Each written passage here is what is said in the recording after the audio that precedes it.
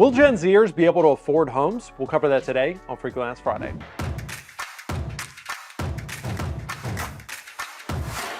What is going on, party people? In today's video, we're going to be covering a question that we've been starting to see a lot on the socials and just conversations with clients of ours is, hey, will my kids, will my niece, my nephew, my son, my grandson be able to afford a home in this environment today where housing affordability is definitely an issue? So before we jump into it, so let's define term. Gen Zers, or Zoomers as some people call them, are folks that were born between 1997 and 2012. And according to a 2002 Statistica study, Gen Zers are actually a bigger segment of the population now than the baby boomers, and they are second only to my generation, the millennial. Believe it or not, the older Gen Zers or Zoomers are actually now 24 years old and are starting to enter into that home buying phase of their lives. And as we open this video, a lot of those 20-somethings are starting to ask the question, is the American dream of owning a home still attainable? You know, right now, housing affordability is a 30-year low, according to a National Association of Realtors Housing Affordability Index study. And just since 2019, the median monthly mortgage payment has doubled. So we doubled from about $1,054 to $2,040 in 2024, which is the median housing payment right now. And on top of that, we have a super competitive local housing market in Central Virginia.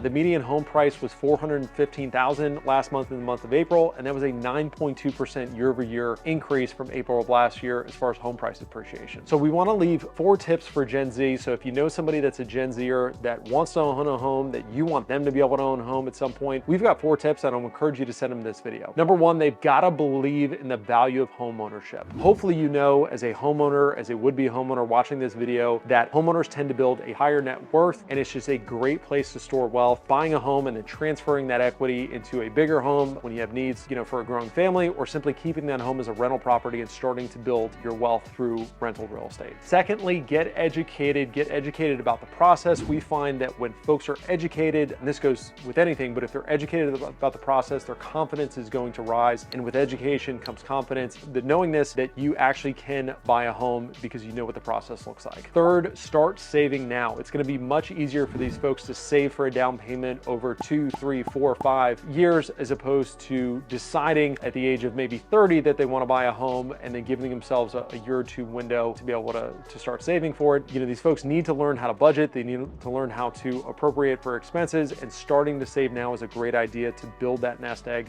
for a down payment. And then last but not least, understand that your first house is probably not going to be your forever house. So we find a lot of first-time home buyers, maybe they feel like, you know, the house they buy, it's got to be perfect. And the reality is the first house that you buy is statistically going to last you 5 to 7 years. So if your first house that you're able to afford is not everything that you ever wanted, it's okay. You can either keep that property as a rental property or parlay that equity that you build in that property into, you know, your next home that maybe is your dream home, or maybe your dream home is 2 to 3 homes down the road, but realize that that first home is probably not going to be your forever home. We hope you found that useful. If you have any questions, comments, throw them in the comments, shoot me a DM. Thanks for tuning in. Look forward to seeing you next month.